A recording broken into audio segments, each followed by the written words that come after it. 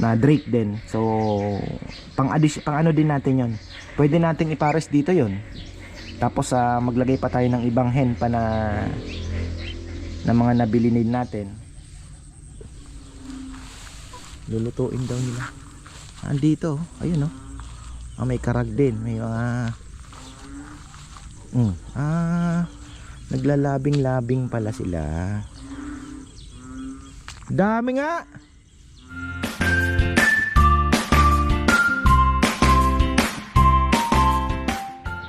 Ay, ayan. Magandang buhay. Iikot tayo, alam nyo kung bakit? Grabe po ang lakas ng ulan kagabi. Matindi po yung ulan kagabi. Ayan. So basa lahat. Okay na rin kasi nagpasabog tayo ng asin sa mga paligid po ng lahat ng nyog. Kaya lang kalahating sako lang po ang ni Kongkong.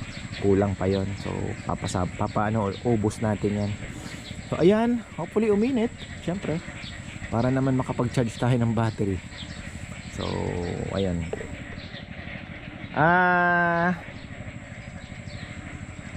Nilalakad namin yung net metering. Mukhang kailangan natin ng alam niyo na. Baka may kakilala po kayo diyan na willing naman tayo alam niyo na, padulas. Mukhang kailangan na rin naman talaga. Sabi ko nga kay Gian, willing naman ako magbayad kasi bibili din naman tayo ng battery kung sakali. Pero kung may net metering po tayo sa solar system natin, kahit isang battery na lang, perfect na yun scenario. Or much better kung makapagdagdag pa po ako ng dalawa for convenience side. Ayan, si Daddy nanonood sigurado. Yung one, okay lang kasi in-study ko na po yung pinag-aralan ko, ina-analyze ko po yung, sabi ko nga 'di ba, yung solar po setup ninyo, lalo na po sa amin, unique talaga kasi kagaya niyan, ina-explain ko na rin dati na yung aming kailangan ko talaga ng kuryente within sabihin mo na 3 AM, 4, 5 and even 6 o'clock sana dapat may kuryente po lagi. Mag brown out man, dapat may battery tayong naka-ready. So ibig sabihin, kaya pinalipat ko po ng 11 o'clock yung battery use namin 11 o'clock mamamatay na si grid. 11 PM. Kagaya ngayon, 20% eksakto natira. Kasi every morning chine-check ko kung nauubos ko ba yung 80% kasi yung 20% ititira natin. So 5 o'clock namatay na po yung battery, nag-switch na naman siya sa grid. Minsan naman 34% lang ang natitira kasi automatic pag 5 o'clock nagsuswitch po siya.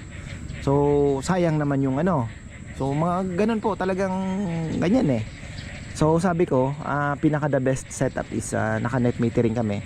Magdadagdag kami ng panel, siguro 12 panels or 10 diyan sa dito. Swak na po 'yon. Ngayon sasabihin nyo, may dalawang battery, 4 na ang battery mo, tapos magdadagdag ka pa ng panel, sobra na. Medyo pinaghahandaan ko lang kasi summer season from January siguro hanggang May, ang harvest natin dyan is talagang nasa taas, nasa tuktok. Pagdating po ng June, July, August, September, October, mababa ang mababa yung harvest mo. So yun ang pinaghahandaan ko, makompensate nung pag naka net metering kasi may ipon yun. Parang may nagsabi sa akin 1 year, hindi ko lang po sure pero hindi po siya na 1 month, hindi mo nagamit, back to zero ka, hindi. Iikot po yun. So ganon ang ko na ina-anticipate ko yung, para at least kung let's say ma-achieve natin yung zero bill, sasabihin ng iba sobra hindi naman babayaran ni Pelco, hindi gagamitin po namin yung sa tag-ulan. Kasi may time na hindi ka nakakapag-charge pero may kuryente, so puro grid ang gagamitin mo, may pondo ka. So yun ang ko lang, parang ewan ko kung agree si Gian, ating installer, pero para sa akin yun ang pinaka the best setup. At bakit naman dalawa pang battery ang gusto kong idagdag? For convenience naman yon. Let's say mag brownout po ng mahabang oras sa gabi, kasi automatic pag kunyari let's say naka-set up siya ng alas 5, di ba? Kasi hybrid setup tayo alas 5 ng umaga, alas 11 ng gabi naka-schedule po yung battery papasok. Ngayon, pag nag-brown out po ng alas 5 ng hapon or alas 6 or even before 11 o'clock ng gabi, automatic po pagaganahin niya po yung battery. Pag nag-brown out, automatic yun. So ang mangyayari, mauubos po yung ano mo sa, 'di ba? Yun nga yung sinasabi ko, for convenience ang ginagamit ko. Tapos, ang ano pa noon is 1:1 kapag naka-battery. Kunyari, let's say 30 kilowatt yung laman ng battery. Let's say sabihin mo ng 20 kilowatt lang ang gamitin mo doon, yung 5, o sabihin mo 24 kilowatt, sabihin mo na ang magagamit mo out of that 30 kasi hindi mo naman pwedeng sagadin yung additional So 24 kilowatt po, 1:1 ang laban natin sa hindi unlike doon sa net metering kasi mas mababa talaga. So at least more than twice ang kailangan mong mabigay kay grid. Ngayon, nakapagbigay ka ng 80 para zero ka, dapat ang makukonsume mo below 40 lang. Ganun po. Kasi syempre, bibilin mo na po ng mas mahal. Binibili niya ng mas mura. Unlike sa battery, 1:1. So, sabi ko nga, kung ganitong setup lang, dalawang battery ko, tapos sa net metering kami, tapos hindi kami magdadag ng panels, hindi namin makukuha yung zero. Kulang po. Kasi, 11 o'clock, magbibigay ako ng marami. Pero gumagamit po ako ng grid na minsan 60-50 kilowatt pa rin So hindi naman ako makakapagbigay ng 100 or 80 with with that setup, lalo na po pag medyo maulan. Nakaano na po yan, inanalyze ko na. So ayan, maiba tayo na lang, punta tayo sa solar. Alam niyo naman, madaldal kung saan tayo nasusuot. So ayan, chicken muna natin yung mga bibi natin na lumaki na pala. Ang bilis lumaki ng ating Indonesian duck na binili na day old. Ayan. Yung naglilimlim natin, tuloy pa rin po ang paglilimlim. Pero mahina siyang kumain. I think talaga, yung ducks mahina pong parang nabasa kayo dito Ito hindi naman. Siguro yung angge. Nabasa ba? Pero hindi naman siguro yung itlog. Hindi naman nabasa yung anggi lang siguro, baka dito. I think here. At ito naman yung ating punpun na. Pinakawalan ko to kasi umiiyak kagabi. Naawa naman ako. So mapalit tayo ng tubig. Ayan. Darating tayo, whitehead, black. Kasi sabi ko nga monthly, weekly, kahit pa isa-isa lang na worth 3,000. 'Di ba, na Indonesian duck. Kasi inaano ko na po yung ibibreed natin. Pero gusto ko yung quality na. So nakakuha tayo ng pure Indonesian black na whitehead na Drake din. So pang ano din natin yon. Pwede nating ipares dito yon. Tapos maglagay pa tayo ng ibang hen pa na mga nabili natin. Pwede nating ipares para makapagpalabas tayo ng dark. So talagang experiment po. Makukuha din natin siguro. At least ito naman po kasi mabebenta mo, di ba? May ano naman. Papakain ka pero may balik naman 'yan. Lalo na yung darag. Yung darag po matindi ang market. At pupuntahan din natin 'yan. Malakas po ang market ng darag. Yan okay na. Yan. Yung water. Pero hindi ko na muna dadagdagan ng food kasi parang medyo masabik naman sila. Yan. Minsan maganda din yung hindi babad yung pagkain kasi minsan may pasabik din yung hindi sila nagsasawa. Pero sabi nung iba, babad lang daw pagka chicks. So sinusunod natin. Po yung mga kahoy natin, basa. Grabe po ang ulan. At may nag-inquire na pala. Nakuha na din yung isang lamesa. Napakamura po na nabenta. Napakamura. So panalo po yung nakakuha ng tables natin. Kasi pag chinek nyo po sa internet, sa Facebook, yung mga bentahan po ng mga solid Kasi yung iba makikita nyo magaling magtago ng dugtong kasi may mga inalagyan din nila ng sariling may haspi din na ganun, tapos dikit talaga ng maigi, tapos guguhitan nila ng parang kagaya na ginagawa ni na Esong noon. Hindi mo makikita halos yung dugtong pag nabili mo na at kinilat, o sabi mo hindi to pure, hindi to solid. Pero yung solid po talagang medyo may price talaga.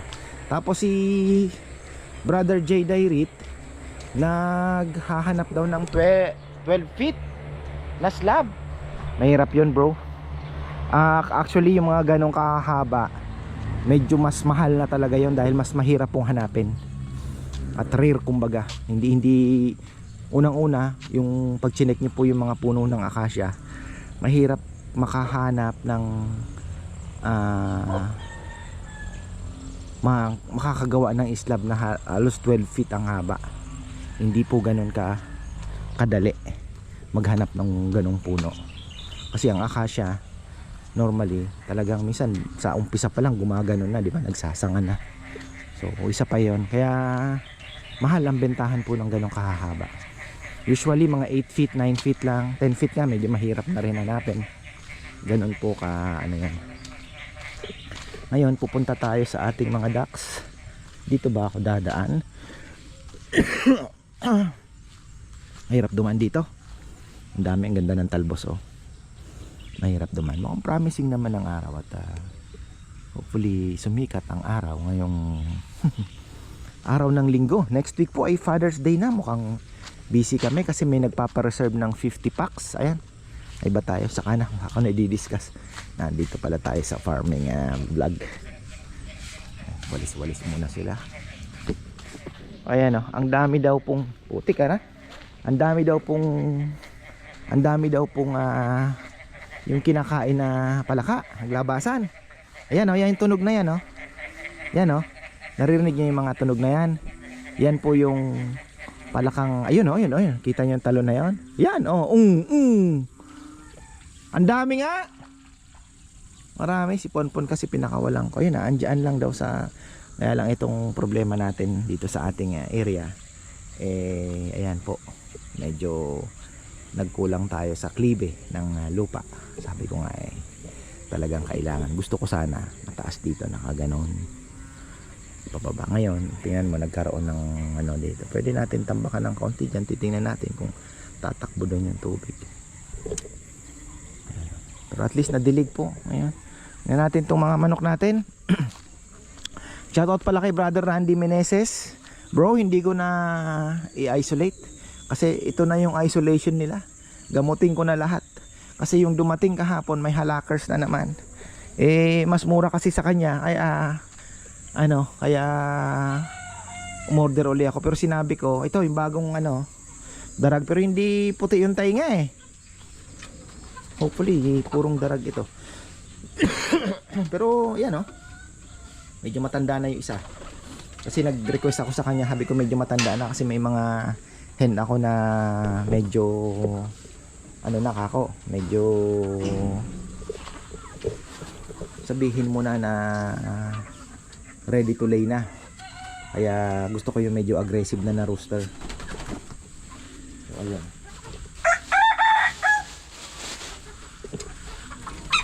Ano na to? Medyo ito na, kaya natin itaktak para makain din naman nila. Kakainin din naman nila yan dito para may mga inaano sila, kinukot-kot.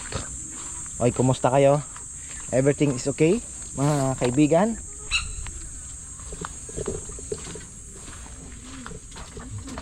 Pero mukhang maganda yung gamot ko, nagpalit po tayo kasi naghanap ako ng Doxilac. Kasi yung L-Spec daw pala, hindi siya ganun ka ganda doon sa halak. So syempre mga expert tayong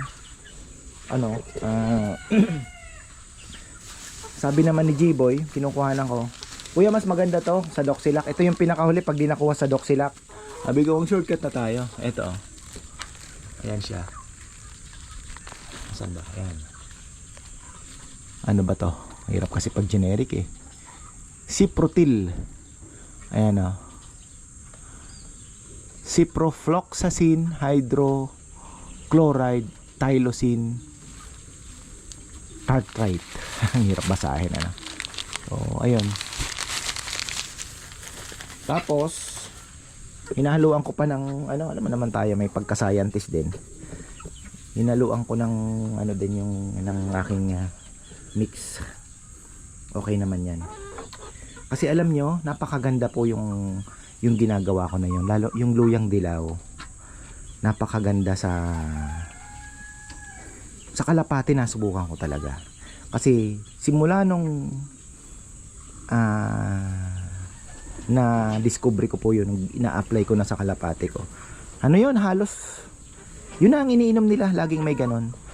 Never na ako naka-experience ng nagka-cancer yung aking mga kalapati. Sa dami po ng kalapati, yung cancer po yung sa bibig na parang mabaho na nagpuputi-puti, yung ano yun wala pong cancer. So hopefully umano din dito sa ating mga manok, umubra. They are the same bird, diba? So pares lang naman sila ibon, kaya tingnan natin. Kapon may isang nakakalabas, lumilipad, pero hindi naman siya maano, binubugaw-bugaw ko lang, bumabalik naman. Yun na, okay na. Kasi unang-una pag in-isolate natin, wala akong paglalagyan, pero tinitingnan ko naman po, nababawasan naman na yung may mga halak-halak. At yung mga matitino hindi naman po nahahawa kasi may prevention naman tayo. So hopefully matapos na po itong halak-halak na ito.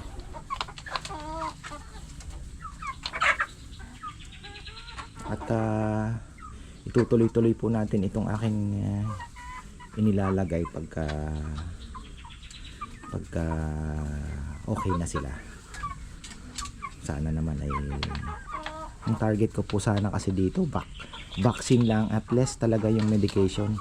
Kaya lang may mga times talaga na mahirap po, lalo na pagka umuulan. Challenging na yung tag-ulan pero ayun, kaya yan. Kaya naman yan.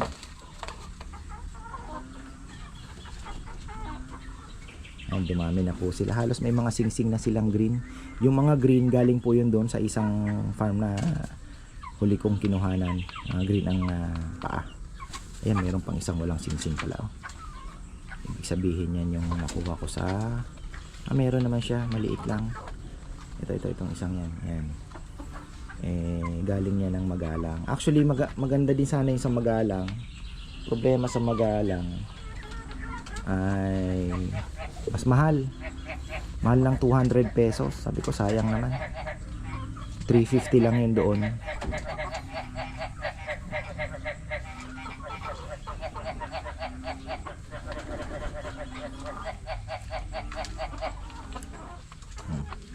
Daming palaka, so many palaka.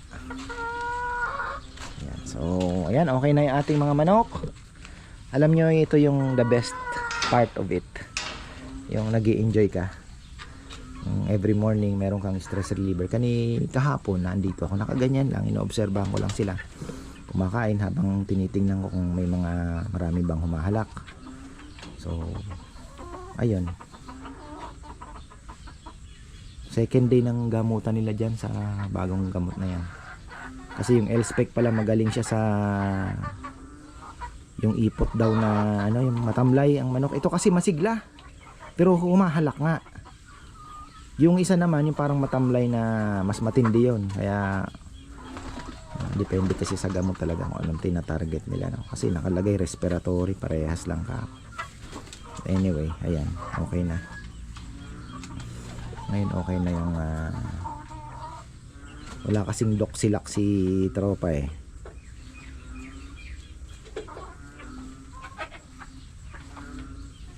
pero siguro naman magagamot na yan kasi may combination na ng herbal and ano ayun yung mga bago gumaganon.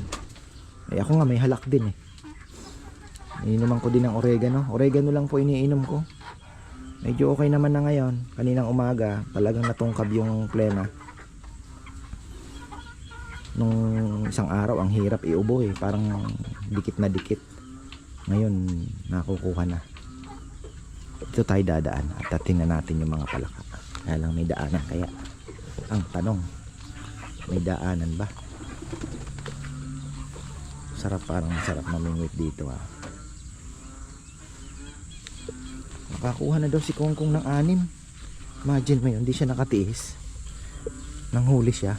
Pagkarating niya daw ng umaga kanina dito, nanghuli siya ng palaka. Ang dami, dinadakma niya lang daw. Talaga nga naman, iba talaga yung mga expert. Yun oh, taas ng tubig oh.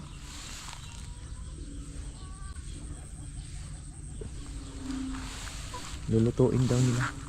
Andito oh, ayun oh. May karag din, may mga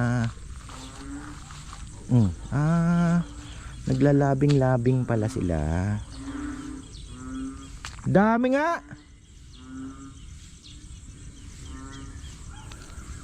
Ayun oh. Parang yon. Yan, hindi na yan. Yung tumutunog na yan, hindi na po yan. Iba na yan. Yung yan, yung may maliit lang yan ah. Pero kinakain din yan. Nakita ko sa Facebook yung mga Ilocano. Marami na dito. Ito, papalinis natin ito. Lilinisin natin ito.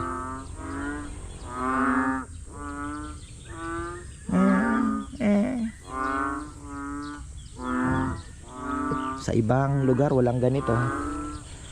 Hindi nyo po na-experience yung ganyan. Sa Maynila, ayan, peke yan, karag yan, karag.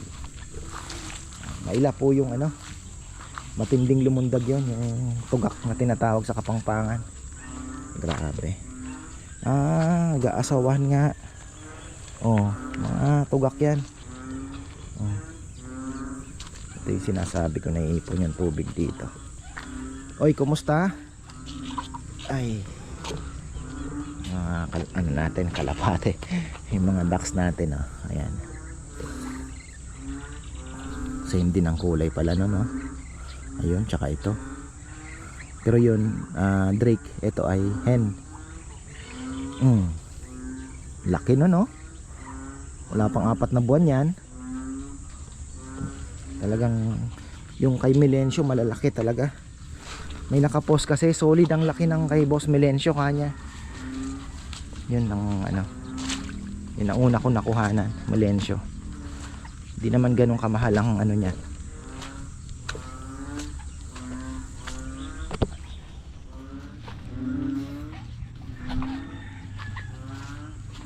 Yes, inilabas ko yung pagkain, yung lalanggam doon.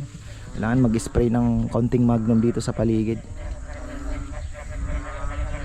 Ayan o, yung tunog na yan, yan yung palaka na kinakain. Kaya pala sabi ni Joman, kuya ang daming tugak. Alam na alam nila eh.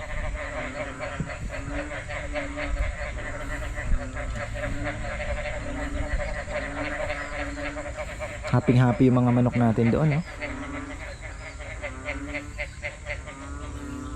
Imagine nyo pagka na-close na po ito at nalinis natin, tapos nataniman na natin ng saging paikot.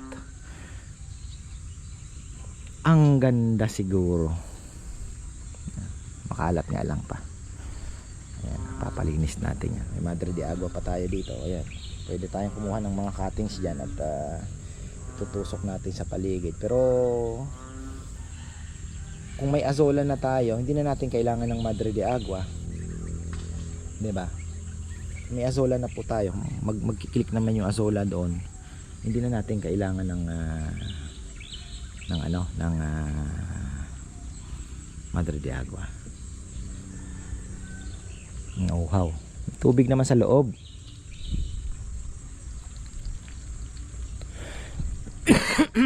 Yan, kumakain ng damo, tingnan nyo.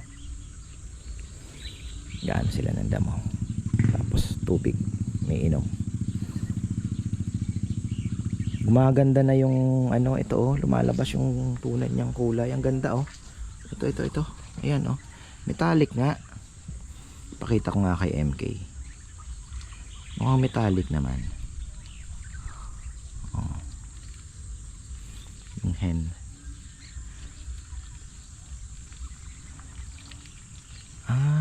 Okay. Hindi nga siguro magkapatid to.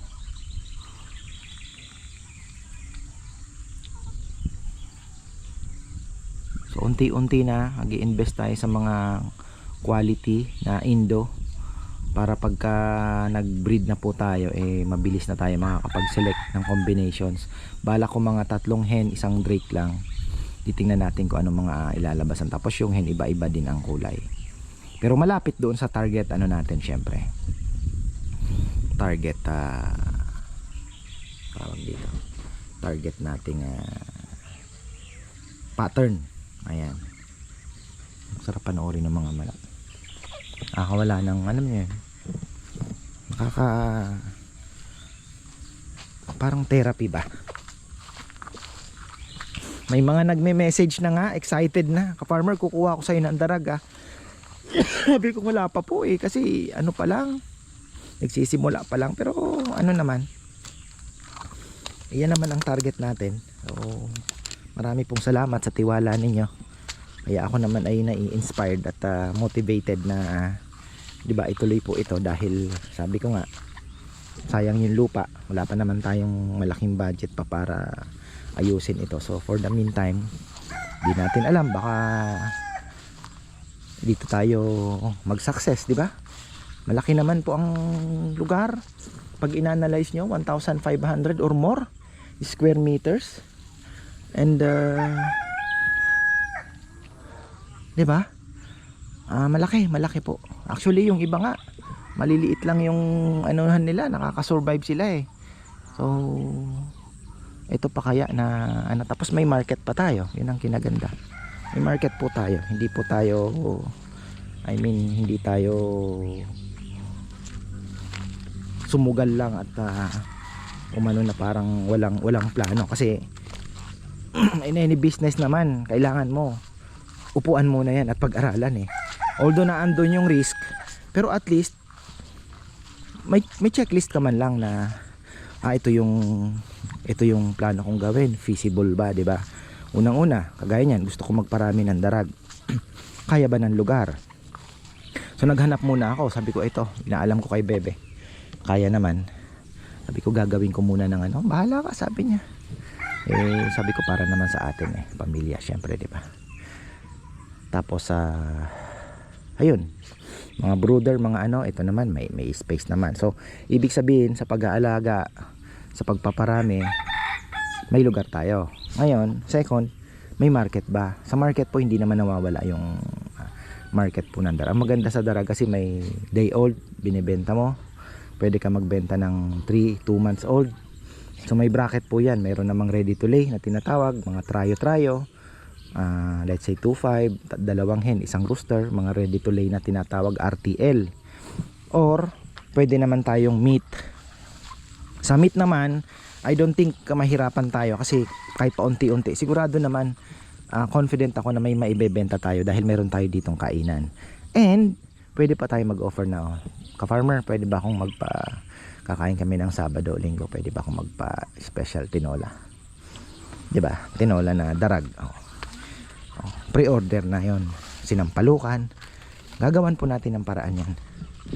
So yun po yung aking plano. Hopefully ganun din sa ducks. Ngayon yung mga pangit ang pattern, for meat na yon, di mabebenta, bagsak nun, meat. Kung ano naman fancy, bebenta natin ng buhay, kagaya ng binibili kong ganyan. Marami po ang mataas din ang demand. Ngayon syempre end of the line, pagka hindi nabebenta, iaalok naman natin ng meat. Mga Kapampangan mahilig po sa bibi. Mahilig sa bibi, kalderetang bibi. Malay natin, di ba? Subok lang ng subok. Pero syempre dapat bago mo subukan, pag-aralan muna. May knowledge naman tayong konti sa pagmamanok at matagal naman na tayo nag-alaga ng manok. Yun nga lang, medyo hindi natin tinutukan dahil hindi naman ang goal ko kasi talaga is magbenta Marami ay nagpupush sa akin na ka-farmer, ba't hindi ka magbenta? Iniisip ko, sabi ko mauubusan ako ng supply kasi di ba kaunti lang po yung aking area dito lang tapos yung doon Tapos nagka-problema pa dahil hindi nasisikatan ng araw, kaya yung sakit mas, alam niyo na, mas mabilis. Pag dumami na, tinatamaan na sila. Unlike dito, ayan, pwede pa nating paluwagin yan at makapasok talaga yung araw. Mas maganda. At the same time, yung galaan nila, ayun na, laki. Excited na nga akong ayusin yan eh. Nagtitingin-tingin na nga ako ng net. Yung net dito, papunta dun sa baba, kukunin ko. Yun doon pala sa may ano, kasi dito mayroon naka ano naman eh. Doon pa na net, pababa doon sa may loft sa likod. Pwede nating ilatag dito yon. Mataas na, di ba? Hindi naman basta-basta makakaalipad yung ano. As long as hindi naman sila naiistorbo at may pagkain, hindi naman sila aalis. Tapos, ano pa ba? Ayun nga, pinag-aralan ko na mukhang feasible naman. Kailangan lang natin na incubator kasi kailangan talaga. Siguro 2 or 3. Pagkaganyan na po karami. 2 or 3 kasi 21 days iikot yung cycle eh. So, kung every week nagsasalang ka, so kailangan mo ng mga 4, mga ganon. Tingnan muna natin. Umpisa muna tayo sa isa, and then pwede tayo magpa-incubate muna, and then pag-aralan. Pag successful naman yung ano ng incubator, doon ko ilalagay sa may labahan. Doon tayo maglalagay na incubator kasi sa gabi chine-check mo yun bago ka matulog. Kung dito may hirapan, ina-anticipate ko na din yan eh. Minsan nga kagabi nagdidilim na ata. 4 o'clock ganon. Di pa naman pala magdilim, 4 o'clock. Pagkatapos po naman sabi ko bumalik ako dito. Medyo may maano ka ako, malayo ang lakaran. Pero yung maglalagay tayo ng incubator, kailangan talaga ng medyo malapit kasi sa gabi minsan che-checkin mo pa yon, titingnan mo yung okay ba. So yun yung mga kailangan natin gawin. At syempre dapat may maturuan din tayo. Paalis pa lang si Bebe ha. Namumuyat si Nainay kasi may rashes na naman. Shh! Ponpon! Halika na! Halika na! So ayan po at nakaikot naman na tayo. Yung mga asin mukhang natunaw naman na. Umpisa na ng NBA Finals. Nakapag-vlog na ako ng isa. Pwede na yan. Kahit pa paano. Tali ko na ito kasi baka manggulo ito dito sa lechon house. Halika dito. Ito sana maganda din, kaya lang nga ano yan is masyado na pong malilim. Pero maganda to, naka-ready na to eh. Tingnan natin, malay mo, 'di ba? Pwede nating tanggalin yung mga ipil-ipil and then ayusin natin. Tapos pagka ano, kailangan ko ng latagan ng mga, 'di ba sabi ko nga kailangan ko ng space for yung mga sisiw, yung mga bagong pwede, mga juvenile, mga 2 months, 1 month, o yung mga pangbenta natin pwede nating ilagay dyan, 'di ba? So ganon. At yung ating vermiculture naman, mukhang successful naman po yung Carabao manure na lang. Wala na tayo masyadong pagod, 'di ba? Mukhang okay naman yung Carabao manure. At yung mga saging natin mukhang yan, may saha na. 'Di ba?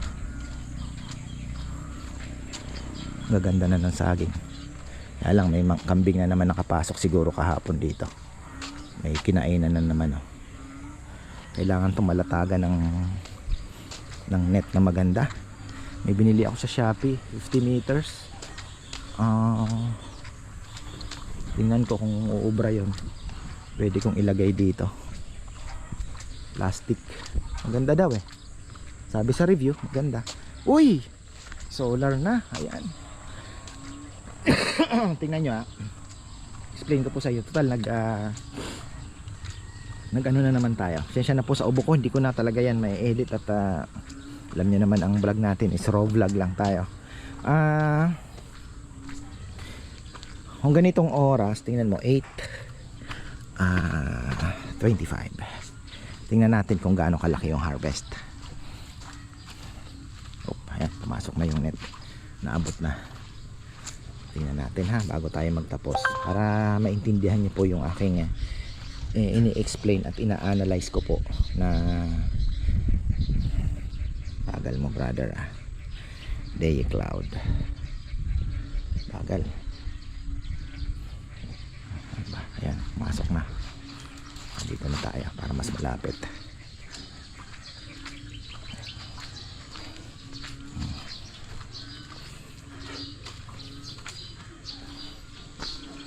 Ay, kinalat po yung basura namin. Ayan 10 kilowatt nata ang harvest laki, 12, ayan kikita nyo, 12. Tapos ang gamit namin is 2. So 27 nakapag-charge na kaagad alas 11 pa lang puno na po yan. Ngayon pag nagdagdag pa po tayo ng panels, yung 12.08 na yan dinivide ko by 30 kasi 30 panels tayo. So ang lumabas 12 12 nyo, 12, sabi mo na lang na 12 kilowatt, 12 divided by 30. Ano lang to approximate lang hindi naman po exact, pero most likely gano'n naman talaga yan. So 12 panels, 0.4 each. So kung nagdag tayo ng 12 times 12, so 12 plus almost 17 kilowatt po ang haharvestin kung may dagdag panel pa tayo. So ibig sabihin, kung tayo po ay naka net metering, lalong-lalo na po pagka peak 8 to 2, ang dami nating maibibigay din kay Pelco pag nag net metering na tayo. At sabihin mo na kahit dalawang battery, kayang-kaya niya na pang punuin yun, or isa lang, 2 or 3 batteries, kayang-kayang punuin yun kung may panels pa tayo. Ngayon, ang gagawin natin, puro export.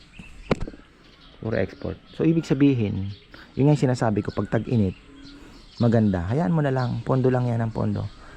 Pagdating naman ng tag-ulan, kahit man isang linggo kang gumamit ng grid dahil napakakulimlim, hindi ka kakabahan as long as may kuryente. Hindi ka kakabahan na magbabayad na tayo. So convenient, di ba?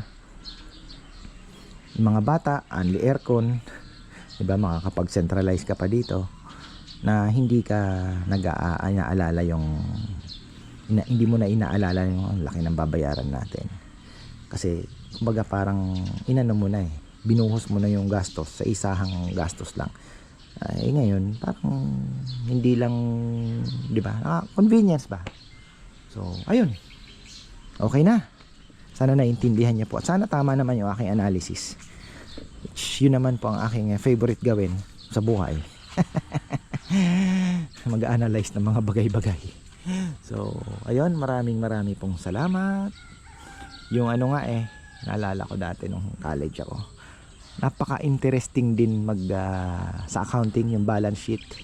Kasi pag may mga exams na, alam niyo yon, yung hahanapin mo kung saan, kasi kailangan balance, di ba, yung balance sheet sa accounting. Kaya lang hindi namin gaanong natakil kasi industrial engineering, so accounting 1 and 2 lang kami. Pero isa sa mga naging favorite subject ko din, kasi ang ganda, kasi ina-analyze mo din kung nasaan ba, nasa ano ba ang naging so ganon.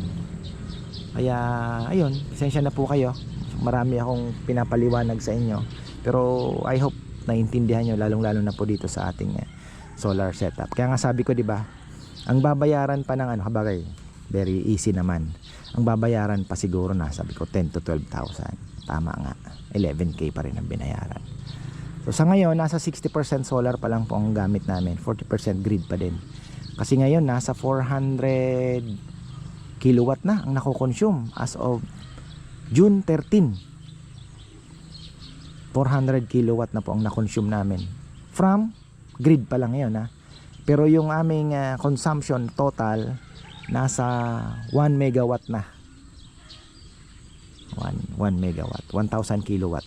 So 1 megawatt, ano na po yun, wala pa po tayo sa kalahating ng buwan, 1 point something na, diba, as of June 13. Ayan. So ayan, hanggang dito na lang po. Maraming salamat at magandang buhay.